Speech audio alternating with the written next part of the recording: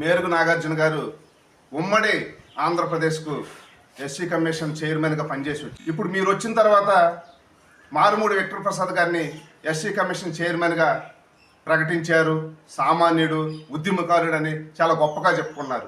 ఏ SC కమిషన్ని చేయనంత నిర్వీర్యం చేసి ఎస్సీలకు ద్రోహం చేసింది మీరు కాదా?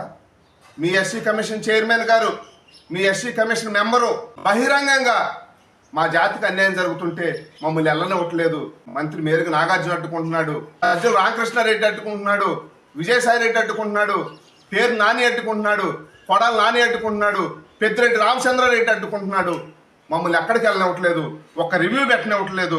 ఏ ఎంఆర్ఓ ఫోన్ చేసినా, ఏ ఎస్ఐకి ఫోన్ చేసినా ఎవడో కూడా రెస్పాన్స్ అవ్వట్లేదు అని చెప్పేసి వాళ్ళు బహిరంగంగా చెప్తుంటే, జాతికి ఇంత అన్యాయం చేస్తుంటే చెయ్యకపోగా చేసేవాళ్ళే పోకుండా ముందుకెళ్ళలేకోకుండా ఆపి జాతికి ద్రోహం చేసిన వ్యక్తులు మీరు కాదా?